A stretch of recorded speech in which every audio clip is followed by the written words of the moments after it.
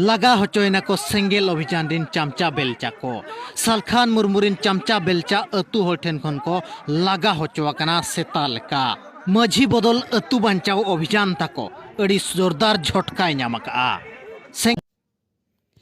हो Santali news channel rain ओनार तिहिन नोंडे रोड़े आए से न्यूज़ रे रोड़ केदाय जे सेंगेल अभियान को लगा चुईना मान लिया ठीक को लगा चुईना को से को बको मीटिंग दड़ीदा बको प्रोग्राम दड़ीदा जे नुई चैनल ले चलावेआ से न्यूज़ आए मेनखान जे नुई रोड़ रिया हो थोड़ा गान ढोंग बनुतिया से बड़ाई बनुतिया जे नुई चिकाते रोड़ दड़ीदाय जे तिहिन सेंगेल अभियान रेन चमचा बेलचा से नुकु को लगा चुईना सेता लेका तो नुई सरीगे गणी चे लेका को मेन किया गणी दो नर कोड़े एमाय खान उनी दो चिकाते बुझाव किया नोआ भितरी रे जोमा मेना ठीक ओंका गे जुदी सोना रिया मालाम एमाय खान गणी तो उनी दो बाय नेल ठिका जे सोना कना से चेत कना मेनते उनी दो चेत चोंग मेन गते चपात गिडी का आय ठीक ओना लेका गे नुई हो संताली न्यूज़ चैनल रेन ओनार जहां कनाय उनी दो नॉय जे जहां तिना गे सेंगेल अभियान रेन मौज और नापाय को कमी कान रेहो नुई दो नोआ बाय नेल ठीक दड़िया कना से बाय बुझाव दड़िया कना ठीक गणी लेका गे चेदा से नॉय जे सेंगेल अभियान आयुरते से सालखान मुर्मू गमके आयुरते जहां गे चिर हापटिंग से नॉय मंझी बो बदल को टोला बो बंचाव नोआ कमी होरा चलाव कान नोआ दो अडी बेस कमी होरा कना और अडी नापाय कमी होरा कना चेदा से जुग जुग खना मंझी जहां मेना कोआ उनको दो नित धरिते अबुआ हक आयदारी से अडी गान रोजगार लगी से जहाना राजनीतिक लगी नुकु बकु बिचारे खातिर ते नुकु मिटंग बिचार तलाते से नुकु को मिटंग ये तलाते अगुए को जे नुकु बांग बदल को रहो नुकु चितान रे बिचार अगुई रिया जरूर मेना ओना खातिर ते नोआ चिर हापटिंग से नोआ कमी होरा दो साब कना आदो नुई दो नोआ को बांग बुझाव कते चिकाते रोड दड़िया कना जे चमचागिरी से सालखान मुर्मू रेन चमचा और सावते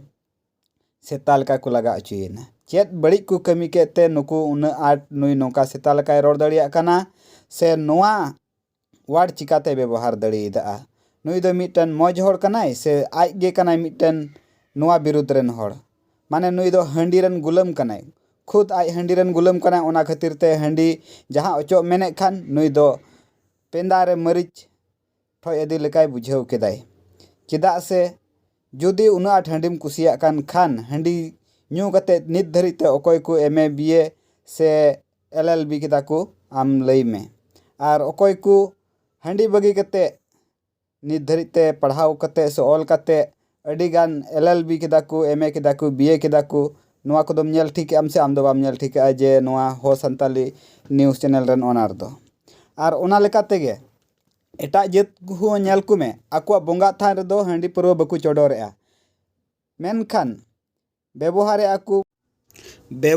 को एमन समय रे मेनखान बोंगा बुरु जगह रे दो बकु व्यवहारेआ ठीक ओना लेका तेगे अबुआ सेंगेल अभियान रिया बिचार हो नोआ धराते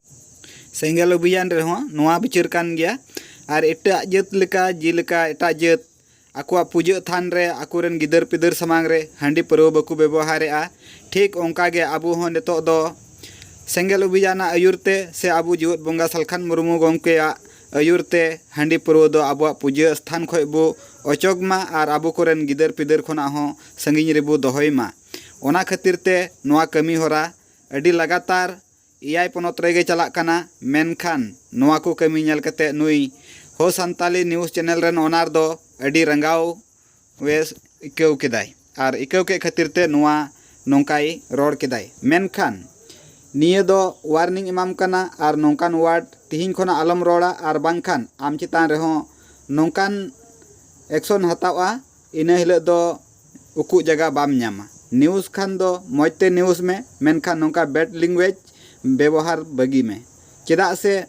सेंगेल अभियान दो अकल मिटन ईयर दो बांग कना को मिटे स्टेट दो बांग कना को और आम जुदी सेंगेल अभियान रेन कमिया को नोंका मेता को सेता लेका से चामचा बेलचा मेता कोआ इन हिलो दो आले नोंकान एक्शन ले हतावा इन हिलो दो भारत दिसम रे ओका कोना रे चुकु जगह बाम न्यामा आदो निये बार पुइले बार कान तमा ओना खातिर ते निये बार वार्निंग इमाम कना न्यूज़ में मजते खबर पसनाव में आर बांखान मी दिन हिलो आम चितान रे नोंकान कड़ी सजै ले इमामा से नोंकान कड़ी सजै इमाम रिया ले कुरुमुटुया इन हिलो दो भारत दिसम रेन हड़ हो बको बंचाव दड़ीमा।